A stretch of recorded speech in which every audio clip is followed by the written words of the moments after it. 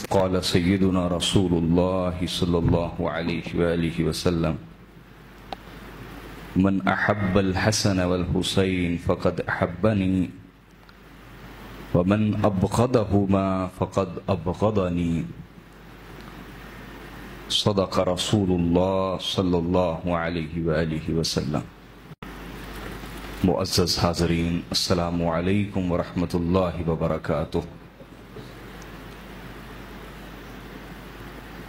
اللہ تبارک و تعالی کا شکر ادا کرتے ہیں جس کی عظیم توفیق کے ساتھ ہم جمعۃ المبارک کے دن اللہ کے گھر میں حاضر ہیں۔ اللہ میری اور آپ سب کی حاضری قبول فرمائے۔ ہم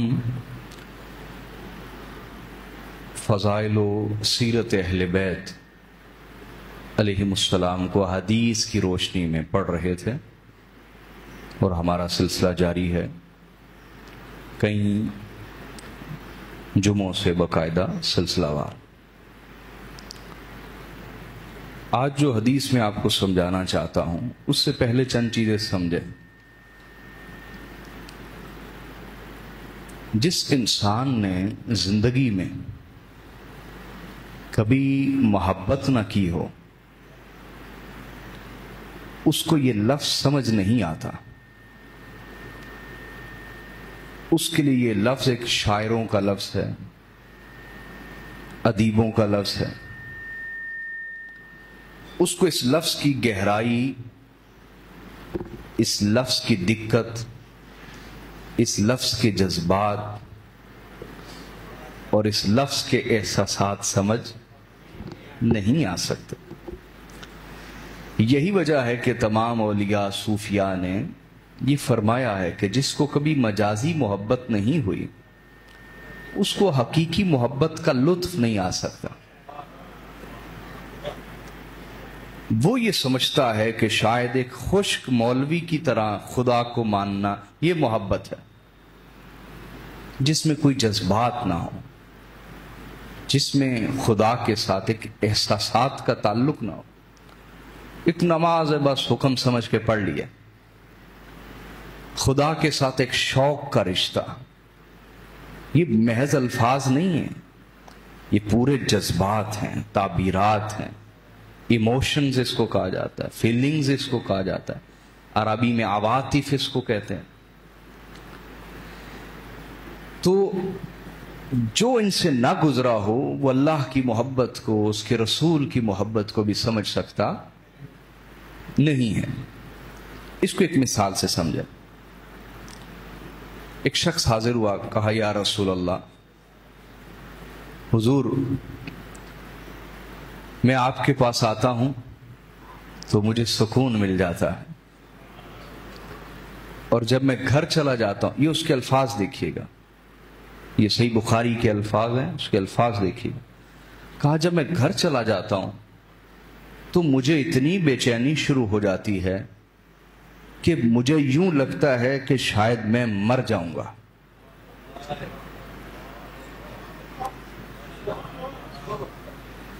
یہ اس کے جذبات ہیں، یہ اس کے کیا ہیں بولیے؟ یہ نہیں ہے، یہ کہ مجھے یوں لگتا ہے کہ میں مر جاؤں گا۔ مجھے اتنی گھٹن ہوتی ہے آپ کو دیکھے بغیر، جب آپ کو نہیں دیکھا ہوتا اتنی گھٹن ہوتی ہے، اور دل اتنا بے چین ہوتا ہے، اور طبیعت اتنی مضطرب ہوتی ہے کہ مجھے یوں لگتا ہے کہ شاید میں مر جاؤں گا۔ تو پھر میں تڑپ کے کھڑا ہو جاتا ہوں اور آپ کی بارگاہ میں آتا ہوں۔ جب آپ کو دیکھ لیتا ہوں مجھے سکون مل جاتا۔ اب اس نے کہا یا رسول اللہ، لیکن میں یہ سوچ کے رو پڑتا ہوں کہ یہاں دنیا میں تو مجھے موج لگی ہوئی ہے، دنیا میں تو مجھے، آخرت میں کیا بنے گا؟ میں کہاں ہوں گا؟ سید الانبیاء جنت میں کہاں ہوں گے؟ اگر میں جنت چلا بھی گیا تو میں کہاں اور سید الانبیاء؟ تو حضور مجھے تو فکر وہاں کی لگی ہے، مجھے فکر کہ یہ موج وہاں بھی ملے گی یا نہیں۔ تو اس کی تڑپ پر اللہ تعالیٰ نے یہ آیت نازل فرمائی تھی۔ کہ جو اللہ اور اس کے رسول کی اطاعت کریں اللہ انہیں ان کے ساتھ جنت میں جمع فرما دے گا، ان کے ساتھ بولیے جنت میں جو انبیاء ہیں، صدیق ہیں اور شہداء ہیں، ان کے ساتھ اللہ جمع فرما دے گا۔ یہ میں نے آپ کو جذبات سمجھانے کی کوشش کی ہے، ویسے یہ سمجھانے کی چیز نہیں ہے، کیونکہ جب یہ دل لگ جاتا ہے سمجھ باقی نہیں رہتی، عقل سمجھ باقی ہی، یہ تو کہانی ایسی ہے، جب بندہ اس وادی میں چلا جاتا ہے پھر سمجھ باقی، یہ دنیا داروں والی سوچ سمجھ، پیسے گننا، نفع نقصان، یہ کچھ بھی باقی نہیں رہتا، بلکہ پھر سمجھانے والے بھی انسان کو برے لگتے ہیں۔ کیوں جی؟ یہ چیز ایسی محبت۔ اچھا میں ایک آپ کو کوشش کر رہا ہوں، ورنہ یہ سمجھائی جانے والی چیز اور یہ دلیلوں کے ذریعے سے منوائی جانے والی چیز، یہ تو چکھنے کی چیز ہے۔ ہائے ہائے ہائے، زلیخا ہو گئی نا بدنام اس حسن کو دیکھ کے، تو ساری عورتوں نے باتیں کی، ایک غلام پہ عاشق ہو گئی، غلام پہ عاشق ہو گئی۔ تو ہمارے استاد گرامی فرماتے ہیں کہ شکر ہے زلیخا کسی مولوی صاحب کے پاس نہ چلی گئی، اس نے کہنا تھا بلا لو مناظرہ کر لیتے ہیں، عورتوں سے مناظرہ کر لیتے ہیں۔ وہ کسی درویش اللہ والے کے پاس گئی، اس نے کہا کہ یہ باتوں سے منوانے والی چیز جس کو دیکھ کے تمہارا ہوش قائم نہیں رہا، وہ ذرا نظارہ انہیں بھی کرا دو، خود ہی زبانیں بند ہو جائیں گی، خود ہی زبانیں۔ اس نے پھر بلا لی تمام اشراف اور امیر زادیاں، اشراف زادیاں اور امیر زادیاں، کہا آ جاؤ، تم مجھے برا بلا کہتی ہو، میں دیکھوں گی کہ تمہارا حال کیا ہوتا ہے۔ ہائے ہائے، تمہارا حال، میں تو دن رات اسے دیکھتی ہوں نا، تمہیں ایک ہی جھلک دکھانی ہے تمہیں اس کی، کیونکہ جناب یوسف عزیز مصر کے چونکہ اس کے گھر پلتے تھے محل میں، تو باہر نہیں جاتے تھے، باہر پبلکلی نہیں نکلتے تھے، ادھر ہی رہتے تھے۔ تو بلا لیا، سب کو چھریاں بھی دے دی اور ہاتھ میں پھل بھی دے دیا، اور کہا ابھی نہیں کاٹنا، جب میں کہوں گی نا کہ کاٹو تب کاٹنا ہے، تب ان کو کاٹنا ہے۔ جناب یوسف علیہ السلام کی بارگاہ میں حاضر ہوئی، کہا میری ایک عرض قبول کر لیں، وہ یہ کہ جب میں کہوں تو آپ ایک دفعہ ان کے سامنے سے گزر جائیے گا نقاب ہٹا کے۔ آپ نے فرمایا ٹھیک، اس میں کوئی حرج نہیں، اس میں کوئی حرج نہیں، یہ بات میں مان لیتا ہوں۔ تو آپ جب اس نے اشارہ کیا، جناب یوسف گزرنے لگے اور کہا چلو بھی پھل کاٹو۔ آئے ہائے، اور قرآن کہتا ہے کوئی کہانی نہیں، کوئی کسی کی کہانی بیان کردہ، قرآن کہتا ہے کہ ادھر سے حسن یوسف گزر رہا تھا، ادھر سے ہوش قائم نہ رہے، چھریاں چل گئی، ہاتھ کٹ گئے، اور زبانوں پہ یہ جاری ہو گیا ہاشا للہ، اللہ کی پناہ، یہ تو کوئی انسان نہیں ہو سکتا، یہ تو کوئی حسن کا دیوتا ہے، یہ تو کوئی حسن کا فرشتہ ہے۔ ہر عورت اپنا اپنا کمنٹ کر رہی تھی اور کہہ رہی تھی کہ یہ انسان نہیں ہو سکتا، یہ تو کوئی حسن کا مجسمہ ہے۔ اس کو دیکھ کر چھریاں چل گئیں، ہاتھ کٹ گئے اور ہوش باقی نہ رہے۔ تو میں نے کہا محبت سمجھنے سمجھانے کی چیز تو بھائی یہ چکھنے کی چیز ہے، یہ تو دیکھنے کی چیز ہے نا۔ تو خیر میں تھوڑا سا کوشش کرتا ہوں اپنی طرف سے، شاید تھوڑی سی سمجھ آ جائے آپ کو کیا ہے یہ چیز۔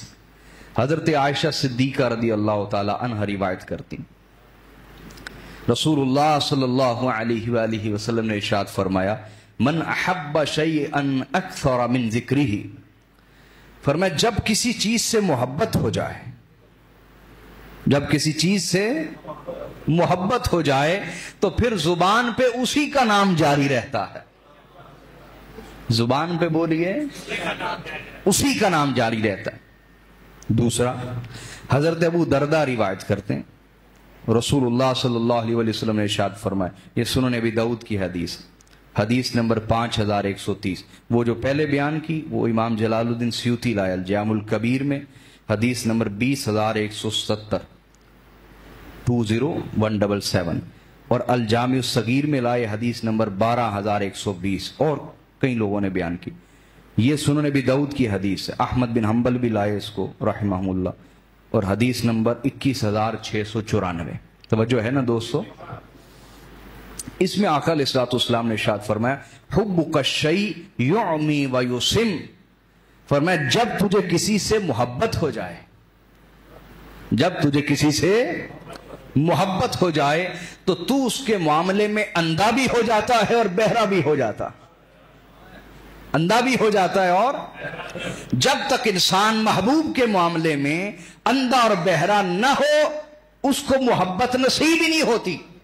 मोहब्बत उसे नसीब होती है जो इस दर्जे तक पहुंच जाए कि महबूब के बारे में अंधा और बहरा हो जाए, ना महबूब के खिलाफ कोई चीज सुने, ना महबूब के खिलाफ कोई चीज देखे। जब अंधा और बहरा हो जाए, इस दर्जे तक उसकी कैफियत चली जाए, तो इस कैफियत को मोहब्बत कहते हैं। इस कैफियत को क्या कहते हैं बोलिए।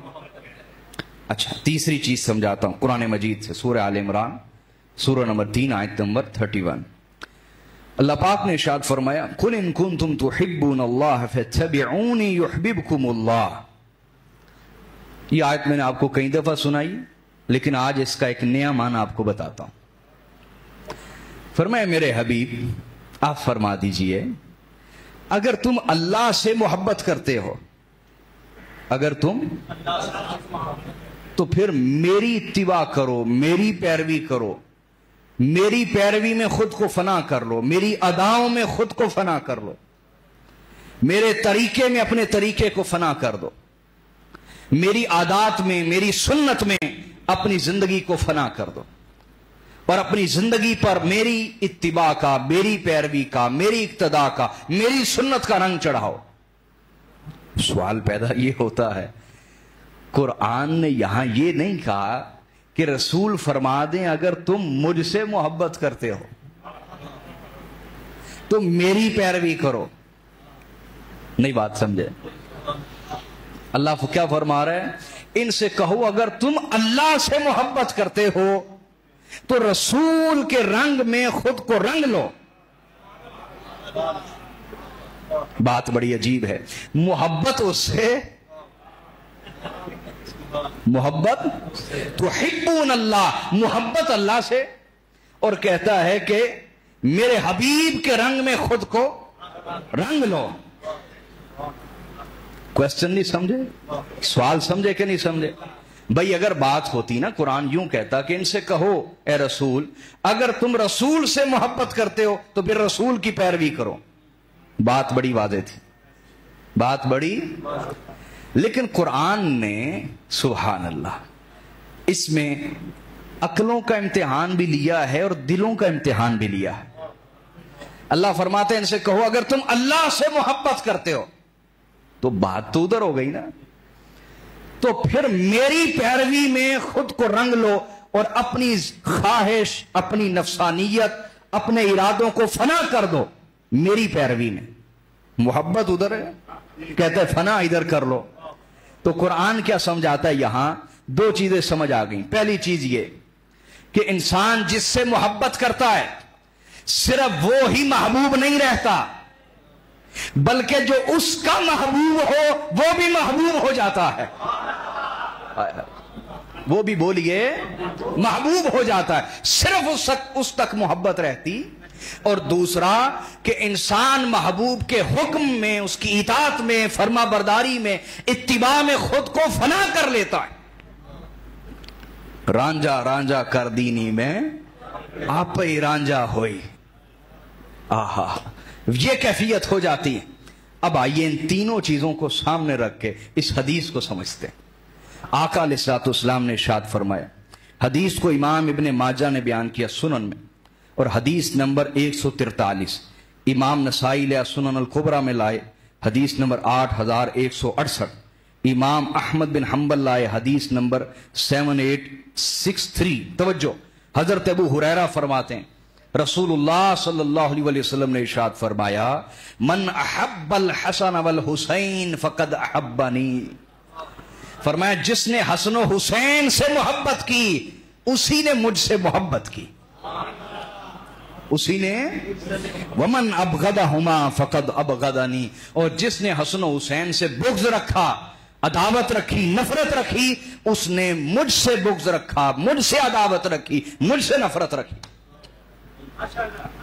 اب اس حدیث کی شرح جو ہم نے حدیث اور قرآن سے سمجھنا چاہی، آئیے پورے موضوع کو جوڑ لیتے ہیں۔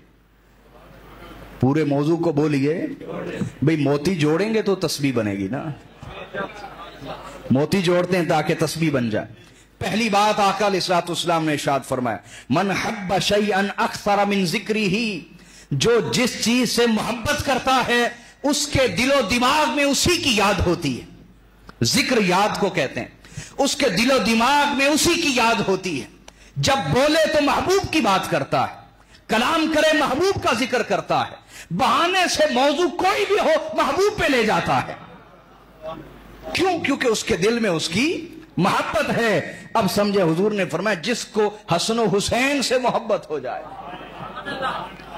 جس کو حسن و حسین سے، یہاں حسن و حسین علیہ السلام سے محبت کے دعوے سارے ہی کرتے ہیں، لیکن حال یہ ہے کہ زبان پر ذکر ان کے دشمنوں کا، دفاع ان کے دشمنوں کا۔ اگر دل میں واقعی حسن و حسین علیہ السلام کی محبت آ جائے تو تمہارے دل و دماغ میں صرف حسینیت چلتی رہے، اور تمہاری زبان پہ جب بھی نام آئے، کبھی نام حسن آئے، کبھی نام حسین آئے، کبھی حسن کے فضائل آئیں، کبھی حسین کے فضائل آئیں، کبھی تم حسن کی شان بیان کرو، کبھی حسین کی شان بیان کرو۔ اگر محبت واقعی ہو تو حال یہ ہو جاتا ہے۔ حال بولیے۔ اور پھر اگلی بات آقا علیہ الصلوۃ والسلام نے فرمائی حبک الشیء یعمی ویسم، فرمایا جب محبت کسی چیز سے ہو جائے، محبت بولیے، تو وہ محبت اس کو اندھا اور بہرا کر دیتی ہے، اندھا اور۔ اب اس حدیث کے ذریعے اس حدیث کو سمجھیں، فرمایا جس نے حسن و حسین سے محبت کی اسی نے مجھ سے۔ اب جب امام سے محبت ہو جائے، امام حسن و حسین سے محبت ہو جائے، تو ایسا ہو سکتا ہے کہ کوئی حسن مجتبی کے متعلق کمزور بات کہے یا امام حسین کے متعلق کمزور بات کہے؟ بولیے۔ آج سوشل میڈیا بھرا ہوا ہے، جو کہتے ہیں ہم عاشقان رسول ہیں، جو کہتے ہیں ہم اسلام کے ٹھیکیدار ہیں، ہم مفتی ہیں، ہم شیخ الحدیث ہیں، ہم شیخ التفسیر ہیں، ہم شیخ القرآن ہیں، اور ان کا حال یہ ہے کہ وہ امام حسین کے بارے میں شک پیدا کرتے ہیں، ان کے قیام کے بارے میں شک پیدا کرتے ہیں، امام حسین کے فیصلے کے بارے میں شک پیدا کرتے ہیں۔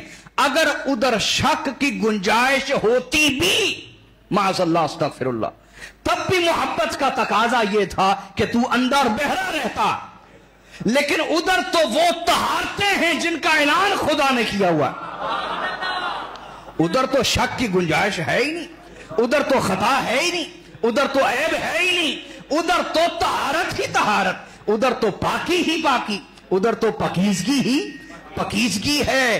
اگر تیری محبت سچی ہوتی تو پھر تو دنیا کو بتاتا کہ حسین نے جو قیام کیا ہے اس قیام کی شان کیا ہے، اس قیام کی حکمت کیا ہے، اس قیام کا فائدہ کیا ہے، اور تو بتاتا کہ دست در دست یزید سرداد ندا دست در دست یزید حقا کے بنا لا الہ است حسین۔ تو دنیا کو بتاتا کہ حسین کا سر دے دینا مگر ہاتھ نہ دینا۔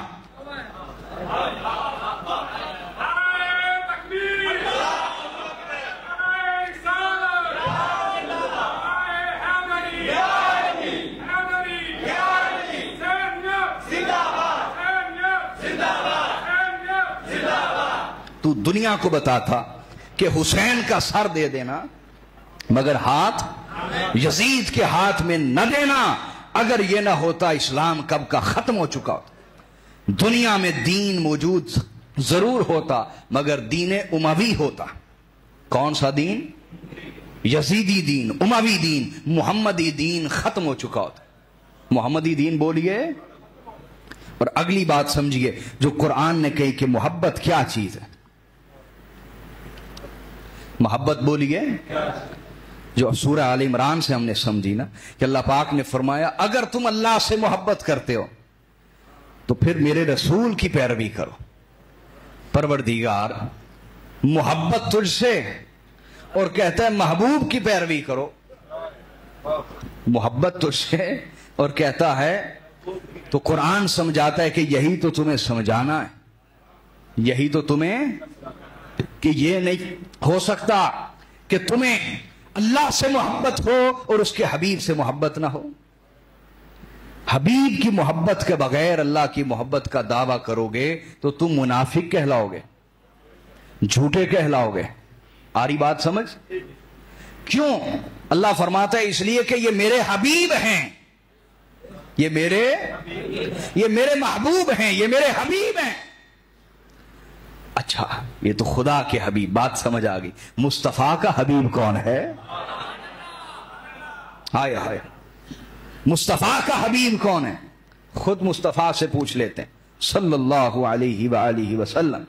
آقا علیہ الصلوۃ والسلام سے پوچھا گیا یا رسول اللہ آپ کے اہل بیت میں سے آپ کو سب سے زیادہ کس سے محبت ہے؟ اہل بیت میں سے سب سے زیادہ کس سے محبت؟ حضور نے فرمایا کل اہل بیت میں سے مجھے سب سے زیادہ محبت حسن و حسین سے ہے. اور پھر حضرت اسامہ والی روایت جو آپ کے سناتا ہوں, آقا علیہ الصلوۃ والسلام نے فرمایا اللہم انی احبہما فاحبہما, اے اللہ میں حسن و حسین سے محبت کرتا ہوں, تو بھی حسن و حسین سے محبت فرما. تو اللہ فرماتا ہے کہ اگر تم مجھ سے محبت کرتے ہو تو پھر میرے حبیب کی اتباع کرو, میرے حبیب کی, کیونکہ وہ میرے حبیب ہیں. اب مصطفیٰ کیا فرما رہے ہیں کہ جس نے حسن و حسین سے محبت کی اسی نے مجھ سے محبت کی. کیوں؟ کیونکہ حسن و حسین مصطفیٰ کے حبیب ہیں. حسن و حسین مصطفیٰ صلی اللہ علیہ وآلہ وسلم کے حبیب ہیں. آ رہی بات سمجھ؟ لہذا محبت کا تیسرا تقاضا یہ تھا کہ اگر کسی سے محبت ہو جائے تو اس کے حبیب سے بھی محبت ہو جاتی ہے. اگر کسی سے محبت ہو جائے تو انسان اس کے محبوب کی اداؤں میں بھی خود کو فنا کرتا ہے. اب آقا فرما رہے ہیں کہ حسین میرا محبوب ہے, حسین میرا, اور صرف محبوب نہیں بلکہ فرما دیا الحسین منی وانا منہ, فرمایا حسین مجھ سے ہے اور میں, ہائے ہائے, میں حسین سے ہوں, حسین مجھ سے ہے اور میں, وہ محبوب ہے حسین کہ فرمایا حسین مجھ سے اور میں حسین سے ہوں. یہ معمولی محبوب نہیں, یہ دین مصطفیٰ کا وارث ہے. یہ وہ محبوب ہے جو دین مصطفیٰ کا, جو شریعت مصطفیٰ کا وارث ہے, جو مقام مصطفیٰ, پیغام مصطفیٰ, عظمت مصطفیٰ, شان مصطفیٰ کا مظہر عتم ہے. مظہر کہتے ہیں جس میں کسی کا ظہور ہو. اگر تم شان مصطفیٰ کو اپنے کمال کے اندر دیکھنا چاہتے ہو حسین کو دیکھ لو. تم مقام مصطفیٰ کو اپنے پورے جوبن پہ دیکھنا چاہتے ہو حسین کو دیکھ لو. تم بلاغت مصطفیٰ کو, خطابت مصطفیٰ کو اپنے پورے کمال پہ دیکھنا چاہتے ہو حسین کا خطبہ دیکھ لو. یہ عام محبوب نہیں, عام محبوب, بلکہ یہ وہ محبوب ہے کہ جو محبوب محمد مصطفیٰ کا وارث ہے اور ان کی شانوں کا مظہر ہے. اور مظہر بھی مظہر عتم, عتم کہتے جو سب سے کمال درجے کا مظہر عتم, کیا؟ جس میں شان مصطفیٰ اپنے پورے عروج کے ساتھ, جوبن کے ساتھ ظہور پذیر ہوتی ہے. اب غور کیجئے, قرآن کی آیت نے سمجھایا اگر محبت سچی ہو جائے تو جس سے ہو اس کے محبوب سے بھی محبت ہوتی, اور اس کے محبوب کی اتباع میں انسان خود کو فنا کرتا ہے. لہذا اگر کسی مسلمان کے اندر واقعی محبت مصطفیٰ ہے تو قرآن تقاضا کرتا ہے کہ سب سے پہلے تمہیں محبوب مصطفیٰ سے محبت ہو. علی محبوب مصطفیٰ ہیں، فاطمہ الزہرا محبوب مصطفیٰ ہیں، حسن و حسین محبوب مصطفیٰ ہیں، لہذا ان کی محبت کے بغیر تم محبت مصطفیٰ کا دعویٰ کر سکتے بولیے؟ پھر اگلی بات سمجھیے، میں نے کہا کہ محبت قرآن کہتا ہے کہ صرف محض لفظ نہیں رہتے، بلکہ محبوب کے طریقے میں، ادا میں، سنت میں، اسوا میں، رول ماڈل میں انسان خود کو رنگ لیتا ہے، خود کو بولیے رنگ لیتا ہے۔ تو حاضرین یاد رکھیں، جب تک ہم اسے دشمن نہ سمجھیں گے جسے حسین نے دشمن سمجھا، جسے بولیے حسین نے دشمن سمجھا اور ان کے خلاف تلوار نکالی اور جہاد کیا، کیا کیا بولیے؟ لہذا تمہارا یزیدیت کے حق میں نرم باتیں کرنا اور دلیلیں گھڑنا اور دفاع کرنا، یہی اس بات کی علامت ہے نہ تمہیں حسین سے محبت، نہ مصطفیٰ سے محبت، نہ خدا سے محبت، کیونکہ تم انہی کے پیروکار ہو جنہوں نے کلمے پڑھ کے اسلام کو نقصان پہنچایا۔ کیا؟ کلمے پڑھ کے اسلام کو، یہ طبقہ تھا جسے تب سمجھ آ گئی تھی کہ کلمہ پڑھے بغیر ہم بدلے نہیں لے سکتے، ہم بدلے، انہوں نے کلمے پڑھ کے اسلام کو نقصان پہنچا ہے۔ تو حاضرین، محبت حسین کا تقاضا کیا؟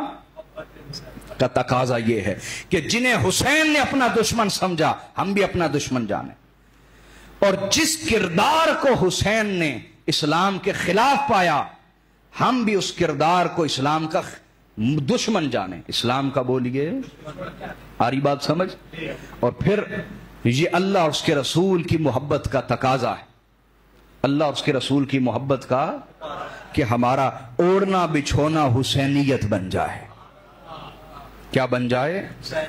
ہم اپنے اندر کے یزید سے بھی لڑیں، یہ جو اندر نفس ہے، باج فقیراں کسے نہ ماریا، باہو چور اندر داہو، یہ اندر بھی یزید بیٹھا ہوا ہے جو ہر وقت برائی کا حکم دیتا ہے۔ ان النفس لامارۃ بالسوء، بے شک نفس بڑی شدت کے ساتھ گناہ کی طرف مائل کرتا، زنا کی طرف مائل کرتا ہے، دولت جمع کرنے کی طرف مائل کرتا ہے، حلال حرام کی تمیز بلا دیتا ہے، شہوت دماغ پہ غالب کر دیتا ہے، ایمان پہ غالب کر دیتا ہے، عقل کام کرنا چھوڑ دیتی۔ یہ اندر کا یزید ہے، اگر تم اسے ہر وقت نہیں پچھاڑ سکتے، کبھی یہ تمہیں بھی پچھاڑ لیتا ہے، تو اگلے لمحے تم بھی تو اسے پچھاڑ دیا کرو، کم از کم یہ مقابلہ برابر برابر تو چلتا رہے، اور ساتھ خدا کی مدد ہو، دعا کرتے رہو، اللہ تمہاری مدد کرے گا۔ اور پھر کچھ معاشرے کے بھی یزید ہیں، معاشرے کے بھی بولیے، عقیدے کے اندر بھی ہیں، اعمال اور اخلاق کے اندر بھی۔ عقیدے کے اندر وہ لوگ ہیں جو بڑے بڑے نیک لوگوں کے روپ کے اندر ہیں، علماء کہلاتے ہیں، مفتی کہلاتے ہیں، شیخ الحدیث کہلاتے ہیں، دین کے ٹھیکیدار کہلاتے ہیں، لیکن وہ لوگ امویت کے مدافعین ہیں، امویت کا دفاع کرتے ہیں، امویت کا، حسین کے دشمنوں کا دفاع کرنے والے، اہل بیت کے دشمنوں کا دفاع کرنے والے، ان کے غلط کرتوتوں پہ پردہ ڈالتے ہیں، جنہوں نے اسلام کو نقصان پہنچایا ان کا دفاع کرتے ہیں۔ یہ عقیدے کے یزید ہیں۔ کون ہیں بولے؟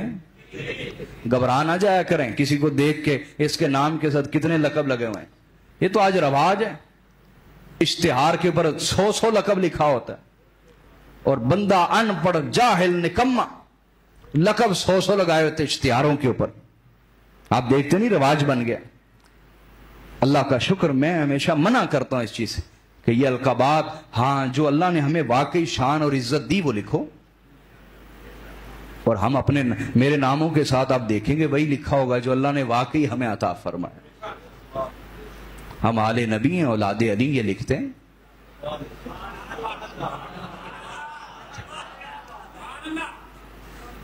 اور اس سے بڑا لقب بھی کیا ہو سکتا ہے، اور اس سے بڑی سعادت بھی کیا ہو سکتی ہے جی؟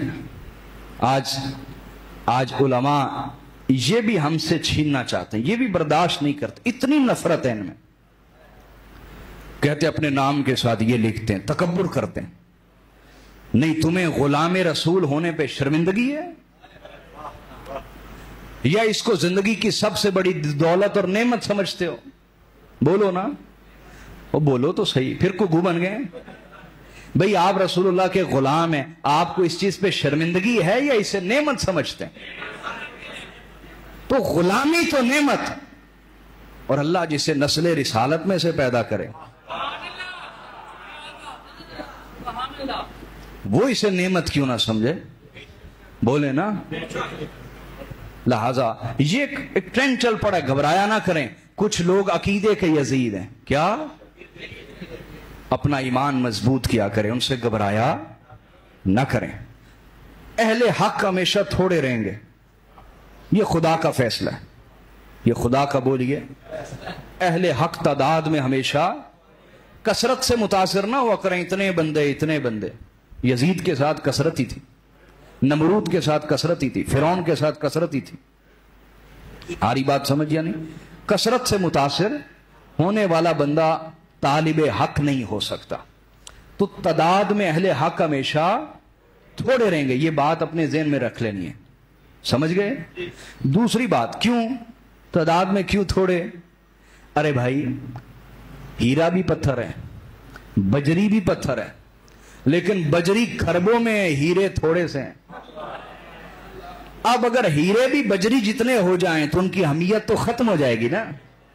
اس لیے بجری ٹرکوں کے ٹرک آتی ہے، لیکن ہیرا، اصلی ہیرا تلاش کرنے میں نہیں آتا. اتنے کم ہے دنیا میں اتنے کم.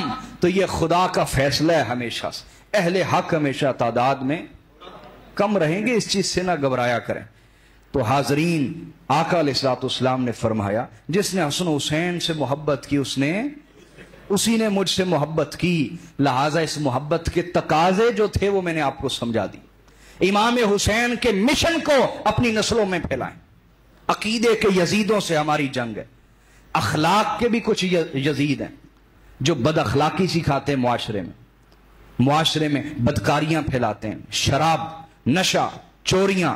آج نشہ آپ دیکھیں آپ کے علاقے میں کتنا عام ہو گیا. کوئی ہوش ہے آپ کو؟ مولوی طبقہ لڑی جا رہا ہے آپس میں، اور کسی کو ہوش ہے کہ نشہ کتنا عام ہو رہا ہے؟ ہماری نوجوان نسل نشے پہ کتنی لگ رہی. اس حوالے سے اپنی ذمہ داری ادا کریں. یہ اخلاق کے یزید ہیں، اعمال کے یزید ہیں. ان سے ہماری جنگ ہے. اپنی نسلوں کو بچانا، اپنی نسلوں کو پاک صاف رکھنا، ان پہ محنت کرنا، یہ حسینیت. یہ کیا ہے بولیے؟ اور حدیث کا آخری حصہ فرمایا جس نے حسن و حسین سے بغض رکھا اس نے مجھے ہی سے. عجب بات یہ ہے کہ حضور نے تو اہل بیت کے بغض کو بغض مصطفیٰ قرار دیے، اور بغض مصطفیٰ کفر اور منافقت ہے. عجیب بات یہ کہ حضور ان کے بغض کو بھی کفر و منافقت قرار دیں، لیکن جنہوں نے بغض تو کیا دشمنی کی انتہا کر دی، دشمنی کی انتہا کر دی. بڑے بڑے علماء کہلانے والے انہی کے طرفدار نظر آتے. اللہ تعالیٰ ایمان قائم رکھے. عقیدے کے یزیدوں اور اخلاق اور اعمال کے یزیدوں سے ہمیشہ جنگ رکھنے اور حسینیت کا مشن عام کرنے کے خدا توفیق دے. وما علینا الا البلاغ المبین.